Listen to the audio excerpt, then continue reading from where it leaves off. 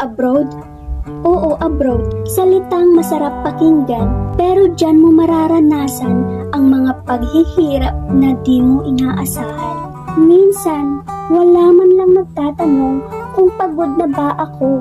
Akala siguro nila na puro pagpapasarap lang sa buhay ang ginagawa nating mga OFW dito. OFW lang ako. Oo, OFW lang ako. Hindi ako bangko. Hindi kami bangko. Minsan, magtipid naman kayo. Minsan, kumustahin naman nyo ako. Kumustahin naman ninyo kami.